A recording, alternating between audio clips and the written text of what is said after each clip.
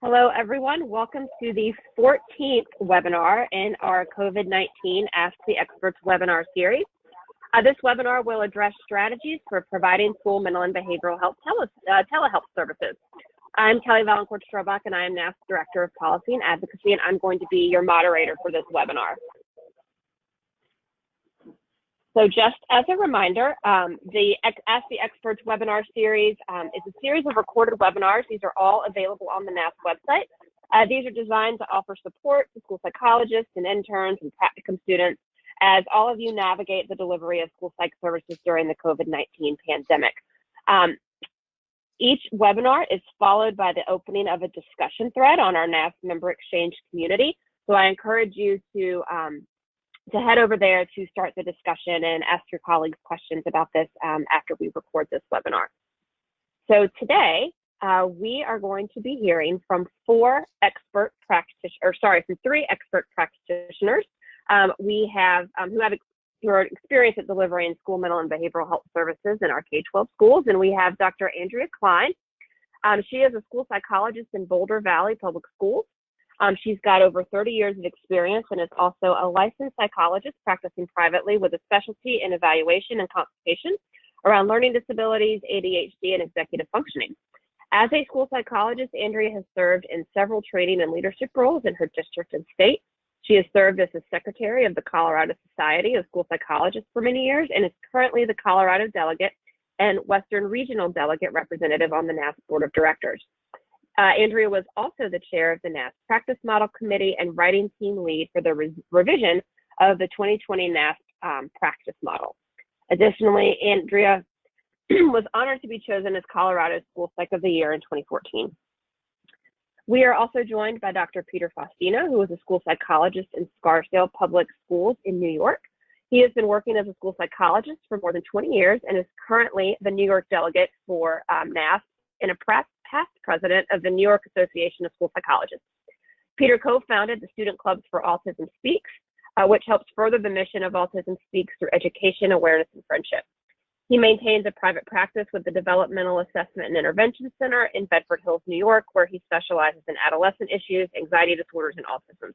He presents frequently at national conferences, schools, and parent organizations. And we are also joined by Shawna Rader Kelly, who is a school psychologist in the Bozeman Public Schools, where she serves as a school psychologist at Bozeman High School. Shawna is also an educational consultant for the Montana Office of Public Instruction, providing training and consultation to schools implementing multi-tiered systems of support. She is the 2017 School Psychologist of the Year for NASP and currently serves on NASP Board of Directors as a strategic liaison.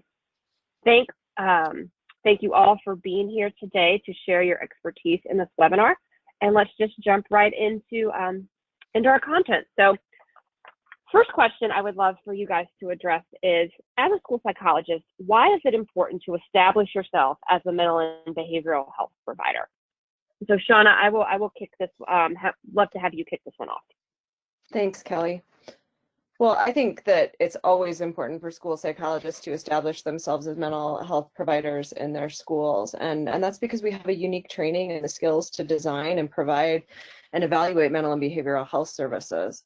And I always maintain that it's not just our skills as mental health professionals that make us so good at this work, but it's our comprehensive skill set and our ability to practice in a broad-based role that makes us so critical to these teams. It's that knowledge of data and curriculum and instruction, but also child development and diversity. And so bringing all of those skills together makes us really invaluable providers of these services in schools.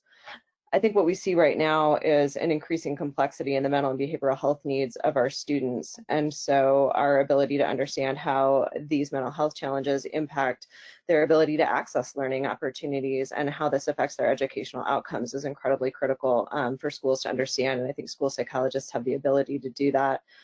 I mean, we're always critical members of those school-based mental health teams, but particularly now when we think about how students are experiencing a global pandemic, our understanding of things like adverse childhood experiences or ACEs and trauma-informed practices is invaluable so that we can help educators and other school leaders understand the multiple ways that children are impacted by the pandemic generally and by the school closures specifically. I think as school psychologists, we also have a social justice lens that we apply to our work. And that helps to ensure that when we're thinking through these complex issues that are facing students, that we're doing so through the lens of equity and access and culturally responsive practices, because those need to be at the forefront of our planning to address student needs. I would also suggest that my experience thus far has been that the stress and demands on educators and parents and caregivers is increasing, and the need for a mental health provider to be present and available for support is even more important now than it has ever been. I can't say enough about how teachers and parents and caregivers have risen to this challenge, but at the same time too, I feel like they need our support to help their children through these circumstances, and teachers need our expertise and support as they navigate these challenging times as well. I think it's incredibly important that we continue to partner with our other school employed mental health providers. So this includes our partners in school counseling and school social work. But as school psychologists, we're well equipped to provide both direct and indirect services. So counseling supports to our students, but also indirect supports and services like systems level consultation. As we're moving through this pandemic, we can help school teams think about what a return to school looks like, and how we balance things like physical and psychological safety when kids are returning to the learning environment, how we continue to deliver effective instruction, even if it looks different than a traditional school day, and how we meet the needs of diverse learners and continue to provide services to students with disabilities. Finally, I think school psychologists are trusted members of the school community. We're established leaders, we're established service providers. We're psychologists with knowledge of mental health, but we're also educators with knowledge of academics and educational systems and structures. And so that makes us especially adept at providing services, even if those services are provided in a digital format. I think we have a place of trust with students and families, and I think now more than ever, our ability to establish those relationships is critical for ensuring that children and families continue to have access to a trusted professional, to a trusted adult, and that they have access to high quality mental and behavioral health supports from school employed professionals. Great, thank you, Shawna. Peter, I want to turn to you and have you talk a little bit about how are the mental and behavioral health needs of students manifesting themselves in this new virtual environment? Yeah, thanks, Kelly. I mean, it's an honor to be here virtually, I would say that. And honestly, anytime someone asks me a question lately, I'm just sort of responding with like, there's a pandemic. So, you know, I say that because the needs are just so great right now. I think I've been comparing notes with, you know, some of my colleagues on this webinar today, as well as just, you know, in other meetings. And it almost seems as if it's sort of going through some phases. And while maybe initially there was something new and, you know, unique about it, or maybe even when schools first announced that, they wouldn't be in session, there was this sort of thought like we're getting a break or a vacation or a snow day, but that very quickly I think turned into a lot of the things that, you know, you see on this slide with regards to you know, family stress just being at an all-time high. I read an article yesterday how domestic violence, child abuse is actually being underreported because there are, you know, safe adults who are not sort of like connected to kids' lives the way we are when school is in session. And so sometimes the, you know, the severity of that abuse, the injuries, just, you know, all of the uncertainty that comes with causing family stress, whether it be financial or economic or just emotional, I think is really starting to rear its head. There's the idea of like fear and anxiety. You know, these are such uncertain times. Normally in kids' lives, when they go to a teacher or a school psychologist or a trusted adult, we can say, hey, I've been there before, I get it, this is what I would recommend doing. But right now, none of us really have those answers. And so the idea of the uncertainty or just fear and, food insecurity, just all of that, I think is really, kind of triggering some of the mental and behavioral health concerns that we have about students. The other ones are isolation and depression. I'm getting more and more referrals from students and families that I've never had contact with to do, suicide or risk assessments. And that presents its own unique challenge to do that virtually. Thankfully, NASP has some, webinars and guidance on those things as well.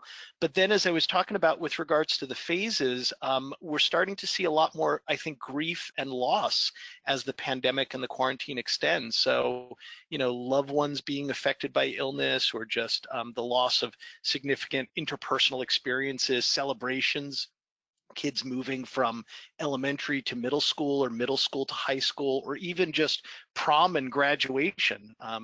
Those are things that we're either looking to rethink and try to find some way to substitute them, or they're just gone completely. And I think so many students are struggling with dealing with those changes and transitions. Traumatic events that we're seeing on television, whether that be, family members with, their own physical or mental illness. There's really not a lot of the respite or resources that we once had. As you referenced, I do a lot of work with children and families with autism, and there's a team of school professionals that work with many of these students, and now it's sort of falling back to parents or just whoever is in the home where they're quarantining. Behavioral health is a real serious concern around addictions and just the exposure to that for children. Sometimes I find myself laughing a little bit about all the memes that are out there about, how much we're drinking or how we're, relying on certain coping skills. But, if we really think about the work that we do, the idea that people struggling with addictions, and that, their children are now home with, family members who may be, abusing drugs or substances, alcohol, that all comes to bear, I think, when we're talking about, the mental and behavioral health of students right now. Behavioral management issues, just rebalancing, student behaviors while, they're at home. We've got bells and routines and structures and teams of people that educate children and provide safety and security. And now a lot of this has really changed. And so, we're really tapping people's patience and their skills without a lot of the supports. So I think, as Shawna was just referencing, so much of this is affecting not only students, but the teachers, the parents, school administrators, and even our colleagues, in the profession. And so we've got to think about, care for the caregiver. And honestly, self-care is something that I'm always struggling with, making sure that I try to do it. I found that what's helping is going from general statements of, we know we should do these kinds of things, to very specific things like, I'm going to spend 15 minutes getting some sunlight today. Strategies like that have really helped me when I'm struggling with my own, self-care. Great, Peter. Thank you so much. Andrea, would love it if you could spend a little bit of time talking about how direct and indirect school mental and behavioral health services could be conceptualized in a virtual school world. Thanks, Kelly, and thank you so much for having me today. Listening to Peter talk about all of these needs, it can feel kind of overwhelming at times. And so I think it can sometimes be helpful to conceptualize our work in mental and behavioral health such that we consider that in many ways, our work in the virtual world could be similar to a lot of the ways that we provide these services in a face-to-face setting. As school psychologists, we continue to have the same responsibilities in identifying the frequency, intensity, and duration of some of these mental and health and behavioral needs impacting students. We just have to adapt the ways that we go about gathering data, problem solving, and delivering our services for remote learning. If we think about our direct and indirect services categories, we've got some different buckets, if you will, that we can put them in. We work on prevention and screening, consultation, assessment and evaluation, and direct interventions as kind of a broad way to think about it. So using our multi-tiered system of supports model, at the universal or tier 1 level, we can still work at the school level on ways to keep our PBIS efforts alive in the virtual setting.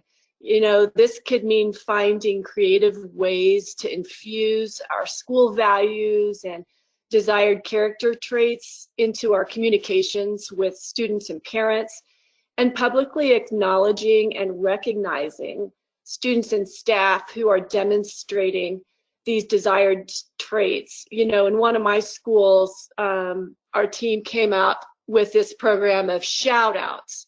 So this is a system where anybody can give a shout out to somebody. So it could be a student or a staff member doing a shout out for another student or a staff member. So these are just expressions of gratitude, really, and acknowledgement for people doing a stellar job in this environment. It's been very heartwarming, I think, for everybody to be able to see those and to get the feeling of, hey, if we recognize others for their efforts, that also makes us feel better and makes us all feel connected as a community.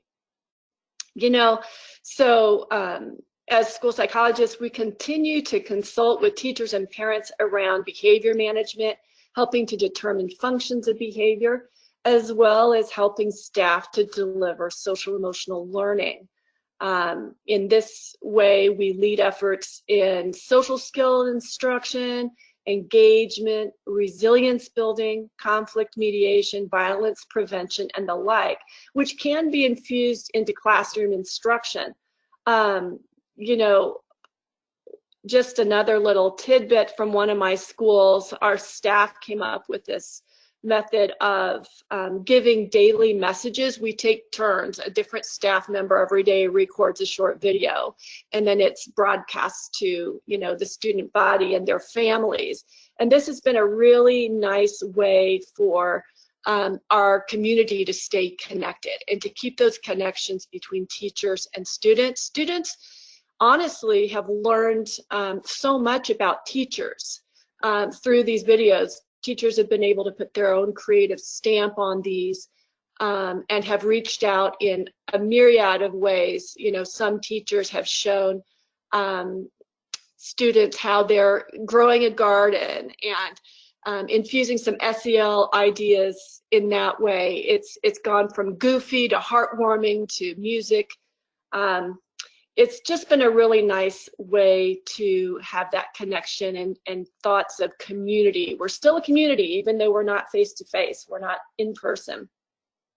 So in virtual learning, as school psychologists, we can also continue to be the voice that helps teachers and administrators to understand how to provide trauma-informed education. It can be very difficult to ascertain whether someone's behavior is influenced by trauma. You know, we can help identify and respond to these students and then determine what interventions may be helpful. I know in the fall, when we return, this is going to be a critical role that we fill in our schools. For our students with identified mental and behavioral disorders, we continue to support them through telehealth services. So in summary, it can be helpful to think about our mental and behavioral health services along an MTSS continuum, with tier 1 involving screening, identification of risk, provision of PBIS and SEL and other preventative services, and really being on these school teams that design and deliver these services. It helps us to influence the mental and behavioral health of all students at our school. Okay, and then at tier 2, we work with parents and teachers to identify students at high risk, problem solve to come up with targeted interventions. And of course, at tier 3, where many of us feel comfortable, we provide direct services as well as provide referral support in consultation to outside providers. Andrea, thank you so much. Shawna, I'm going to turn back to you. Can you discuss a little bit how conceptualizing our services as multi-tiered systems of virtual support, what that looks like in reality? Sure, thanks, Kelly. I actually believe that through this process, we will find that our multi-tiered systems of support and our teaming structures are more important than ever. In my school, we're lucky to have a really robust MTSS process, and we use that framework when we're talking about academics or social, emotional, and mental and behavioral health. And in what we found in the course of these school closures is that we've either maintained or increased the frequency of those team meetings. And I'm finding that incredibly helpful just in ensuring that I'm staying informed and connected to what's happening in the rest of the school, because we're not walking the halls of the building together every day. And so the importance of that teamwork has been critical. And like I said, in some ways, we've even increased the frequency with which we're coming together and meeting to talk about issues and concerns. And I've just been really impressed with the ability of teams to be able to come together and to bring that multidisciplinary perspective to the problem-solving framework and identifying what issues we see emerging and how we're going to address those. And in some ways, as overwhelming as this can be, there's also some opportunity here. And that's a little bit invigorating to know that even though things might look differently, we can still rely on those things that we've always used in the past to encounter challenges and issues that arise in education. And so I feel like one of the things that I'm constantly doing as the school psychologist is just reminding people that we have best practices, and those practices continue to be good practices, even if they look a little bit differently. And we can always rely on our teaming structures and our problem-solving framework to attack issues as they arise. Communication with those teams does look different, however. As I mentioned, we're not walking the halls of the school. We're not passing each other in the hallways anymore, and we're not seeing each other in the same way. So that communication has been incredibly important. Both within our teams and then in our outreach from those teams to the stakeholders, whether that stakeholder group is a team of teachers or whether it's a family or a student, that communication has to look different. So it has to be intentional and it has to be multifaceted, and we have to make sure that we're documenting that communication. So we have to set and keep our designated meeting times. We have to create and adhere to our agendas, and we have to have a process for gathering and sharing and analyzing data in a way that is meaningful and helps teams to make good decisions. So we're still coming together, even if we're having virtual meetings, and we're still having that communication about the work that needs to be done and the problems that we need to address. And I would suggest that to some extent we're looking at data a little bit differently. We may not be looking at the same kind of universal screening data at the end of the year that we would typically look at. We're reframing that and looking at things like student engagement and student participation. But it's still ways of finding meaningful data to help us as a team conceptualize what things that we need to be addressing and working on. With regard to the services that we provide within that multi-tiered structure, obtaining consent for those services continues to be something that we need to be focused on. And again, that looks different in these settings. So discussions of how services will be delivered and what that looks like in a virtual setting is incredibly important. How we establish privacy and confidentiality in a virtual world, and obtaining informed consent for practices that look different than they have has been really important.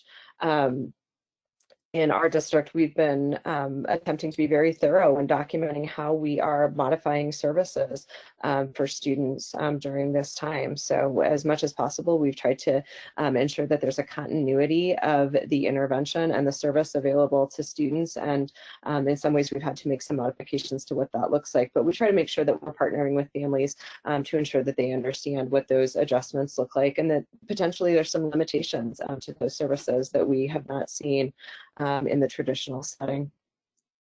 I think our ability to persist and follow through is incredibly important. It's just a very different experience for us as school psychologists to provide services in a virtual world, because it's not as simple as just walking down the hall to get the student or to track them down if they don't show up to an appointment. So for myself, I just had to navigate what that looks like in a virtual world if I set an appointment with a student and they don't join me.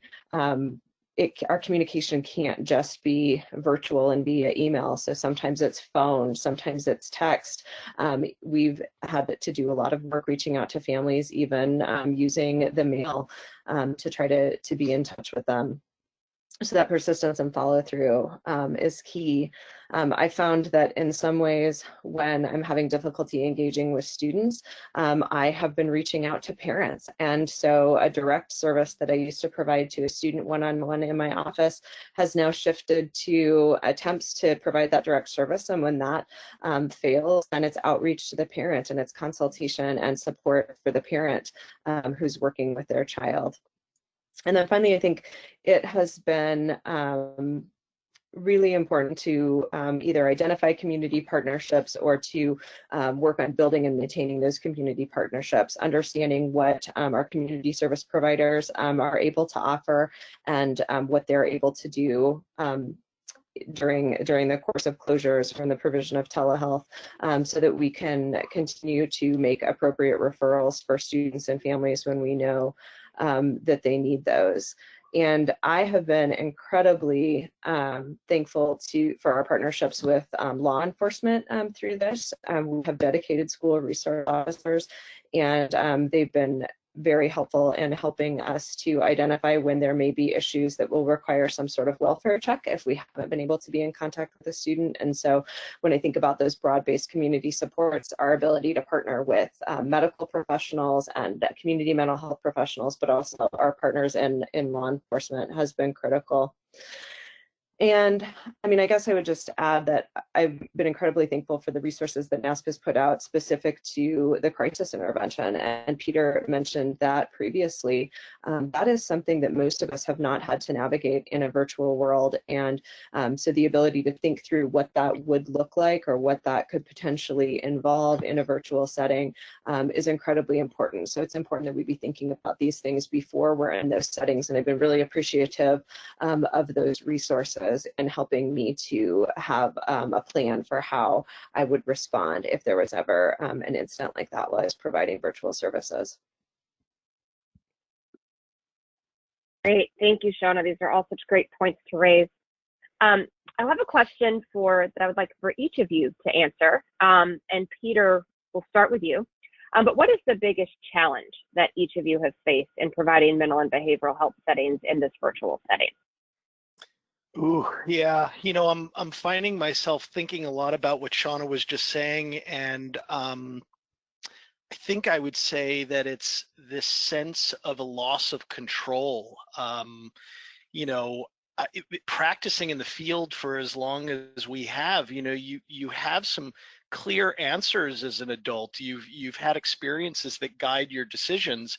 And I feel like a snow globe that, you know, sits on my office desk where, you know, we've just shaken it up and now I'm trying to find a way to sort of settle my glitter. And you know, as an adult or for adults, I find myself telling them, you know, to tolerate things that are uncomfortable because we are making plans, but sometimes it's hard to act because things are just changing by the day. And so sometimes it just feels as if I'm less efficient in the work that I do, and I have to give myself permission to do that.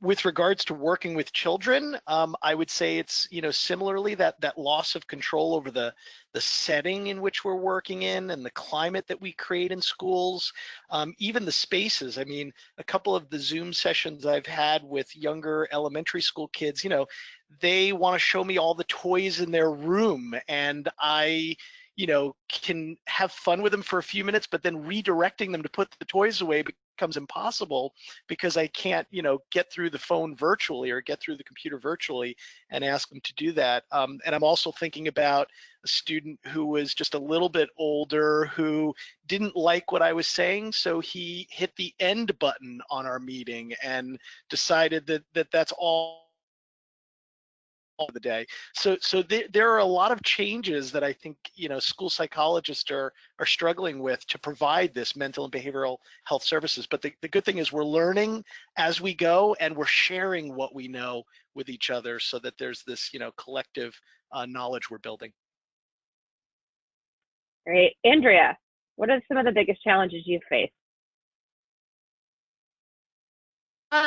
So for me, you know, it seems like when we're in school, sometimes the biggest challenge I face is with really being super effective with students who have multiple risk factors. You know, they might end up not coming to school a lot, and that's kind of similar to what I've been finding now is the students I work with who have multiple risk factors, such as, you know, they come from low-income household. Maybe their parents have certain vulnerabilities like addiction or being overwhelmed or not being able to introduce structure in home. Maybe they have their own mental health needs. Well, another risk factor could be just general social skills problems, social communication problems, and then if they have academic deficits on top of it. Students that have all of these or other risk factors together seem to be having the hardest time with remote learning. And so I've been having the hardest time connecting with them. Similar to what Shawna was saying, I'm finding myself working with their parents more than with them lots of times for these reasons that it's easy for them to avoid. It's easy for them to avoid sessions. And the non-engagement in their own learning has been really, really damaging. I worry about them long-term in terms of coming back from some of these avoidance habits.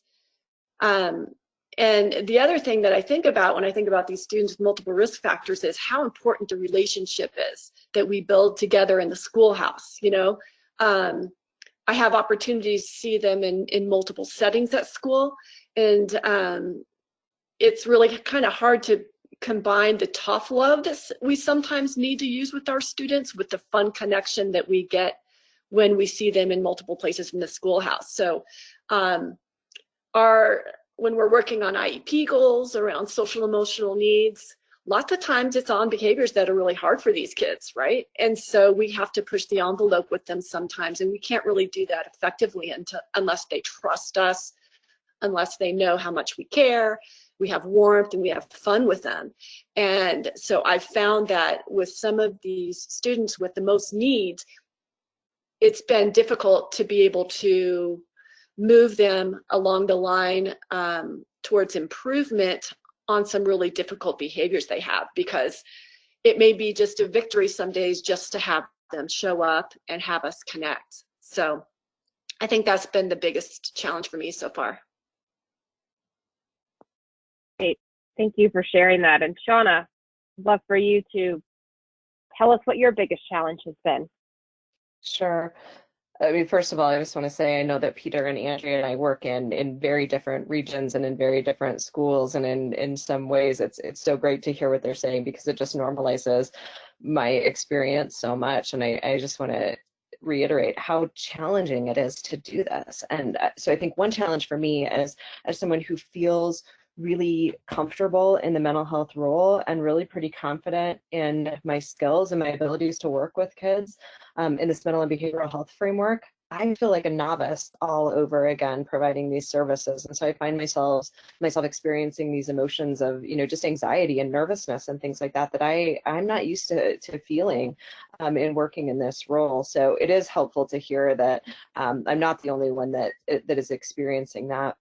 I think with regard to a specific challenge, I mean, just to reiterate what Peter and Andrea have said about the different format, I also think that in some ways we often overestimate how skilled our students are in navigating technology. And we think about students as being very tech savvy and digital natives, and yet at the same time, for the most part, and I work with secondary students, they are very good with some forms of technology, but they are not used to navigating things like virtual meetings. And so I find myself, even after several weeks of doing this work, reminding students about how you access the meeting and how you can make sure that your video and audio are the best quality for us to do our work. And so you think about the flow of a typical counseling session and how you navigate that. And you're not typically interrupting the student to tell them that they need to unmute or take their hand away from the microphone on their device. And so those are things that we're constantly adjusting to in the virtual world. And so, I think both that being like a novice and work that I am traditionally pretty confident in, and then also helping students to navigate a technology platform that they're not used to. That's been people who I think are just kind of taking their first step into doing this work in a virtual setting. I would say just not to overestimate how are with using this technology, and recognize that it's going to take some time just to navigate the virtual platform that you're using, and that does to some extent sort of impact the relationship building and just the flow and the interpersonal communication and the interactions in that setting that you may not be used to. Right. Well, thank you so much for your candor and about the issues that you have found challenging. I imagine that, Shawna, like you mentioned, you guys work in very different settings, but I imagine the challenges you have faced are pretty similar across a lot of school psychologists in the settings that we're all working in right now. So I want to flip to our last question. And Peter, again, I am going to start with you. How do mental and behavioral health telehealth services look similar or different in elementary, middle, and high school settings? And Peter, it would be great if you could share some of your experiences and kind of focus on the elementary school level to get us started. Yeah, for sure. I would say right off the bat that because there is less of a focus on assessment right now in a virtual setting, that I find the administrators and parents are really appreciating the value of the mental and behavioral health skills that I bring to bear. And that's well within our practice model, and it's so great to be sort of exercising that, even if it's in this virtual platform. I think the biggest shift too is the idea that the work isn't at the elementary level, I should say, the work is probably a bit more focused on consultation with parents or adults or teachers, just because elementary school kids tend to be less self-sufficient or independent. It's not as if I can send an email as if I might say to a high school student with some reminders to follow up on something independently or to tweak his schedule or to do these kinds of things. I think when we talk about providing mental and behavioral health to elementary school kids in this virtual setting, that I have to rely a lot more on the parents' help, whether that be to set up the technology or to help participate in the engagement. And I'm also finding that their attention spans are even shorter than they normally would be. That something that we could break up in an activity, say in a session or with a group, I'm finding that I've got to do a lot more small check-ins daily just to kind of provide that service. But we're certainly still able to practice some skills and maybe just kind of offer this consultative model to set up some of the things that we know that'll keep them healthy. And I think we're also just certainly trying to celebrate all small successes, at the elementary level. Thank you. Andrea, can you share a little bit about your experience and focus on the middle school years? Yeah, sure. So, with middle school students, as we all know, these kids have one foot in both worlds. They're still a child in a lot of ways. There's maturity in play, but oftentimes these kiddos want to be treated like adults and want to have all of these privileges and freedoms as well. So finding a balanced approach can be tricky with this in mind. The students I work with, they need and often respond well to efforts at helping them with executive functioning needs, such as helping them to navigate remote learning as a whole, figuring out how to use a Google Calendar or whatever the platform is, figuring out how to attend sessions that are scheduled, how to navigate all their teachers' different websites. But sometimes, I'll offer these services. I can't get too structured with it, or they might try to escape or avoid the sessions, if it's just something else that feels like school, which they might already be inundated with emails and such about school and classes and assignments. So I think it's important for it's been important for me to try to still have some humor and, have some goofiness, some fun with them. This can be critical for some students to want to attend any sessions with me. And so I've been really trying to use a combination of structured sessions, structured guided lessons, as well as relationship-based counseling. And of course, that's kind of, that's on an individual basis based on the personality and the needs of each child.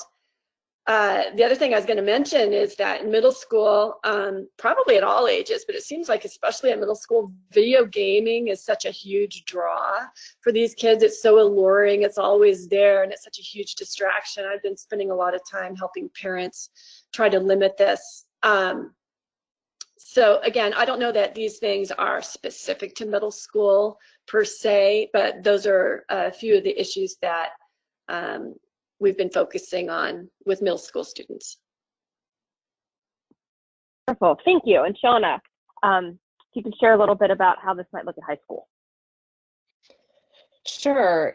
Andrea mentioned the issues related to scheduling with middle school students, and I think to some extent high school students are a little bit better about being able to manage those schedules, though I would suggest that I'm very often still consulting with parents and confirming with parents that we have a schedule and when the students should access our sessions. And so, ways that it's the same is that I'm still trying to offer my students a regular session, usually one time per week, and then also encouraging them to take some responsibility for reaching out when they have identified needs between those sessions. And so they can't just drop by my office like they typically would. And so we've had to talk about ways that they can access me between our sessions. And so that could be emailing, or I've activated a function on my calendar where they can make an appointment with me. And I've actually tried to highlight for them the ways that I feel like this is a good post-secondary transition service for them, is helping them know how to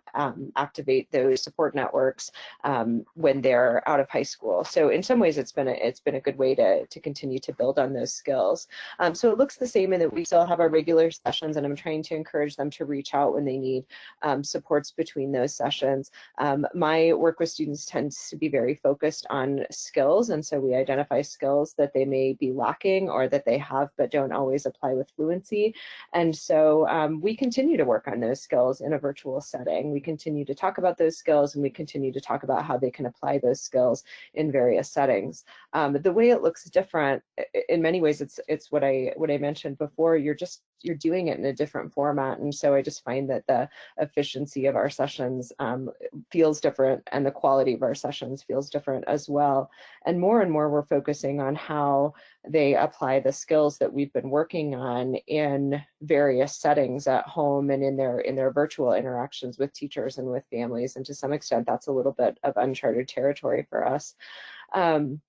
But I found that I've had the most success with students when we continue to stay focused on those things that they've already learned, and we just talk about ways that they can apply and practice those skills. And I try to encourage them to both find ways that they can apply those skills when they need them, and when they feel overwhelmed, that they know that they have ways that they can reach out to access supports. Okay, well, thank you so much, Peter, Andrea, and Shawna, for all of this information and your insight and being willing to share your experiences. There are a few key messages that really stand out. One is, really mental health matters. I think we all as school psychologists recognize that. And I think it's very important to understand that we as school psychologists are critical mental and behavioral health providers, and I think our role in that realm has become even more important during the time of school closures. Mental and behavioral health services include both direct and indirect services, and I think you heard, at least I heard a lot from the three of you, that a lot of what you're doing is providing support to parents and families on how to help them support their kids, and that's a really critical service that we're all providing right now to make sure that ultimately we are supporting improved educational and life outcomes for our students. I heard all of you talk tremendously about the importance of collaboration and how we, working with our partners in school counseling and school social work, but also our educator partners and our parents and families, is really important to getting this work done. And hopefully all of you feel a little bit inspired to go back and lead and serve in your school communities, and hopefully feel a little more comfortable in providing these services in a virtual environment, and also know that you are not alone in some of the challenges that I know that we are all facing as we are navigating this new virtual world. Just want to remind you that, as with each webinar, we have included some direct links to a lot of documents and resources that we think will be helpful to you. These are all found on the NASP website under the COVID-19 Resource Center, which is available to you. There's a link to this on our homepage. So again, following this webinar, please visit the NASP Member Exchange. We will open a discussion, so you are free to post your questions to the Membership Exchange, get some input and insight from your other school psych colleagues around the country. And so we hope that you do utilize all of these resources, and again, the Member Exchange is a way to get some good advice from school psychs they're going through the exact same thing you guys are. So thank you again to our experts, Andrea, Peter, and Shawna. We really appreciate you taking the time to share your expertise with us. Thanks to you for taking some time out of your day to join us on this webinar today, all of you out there, and I hope that all of you and your families stay safe and healthy. Thanks again for joining us.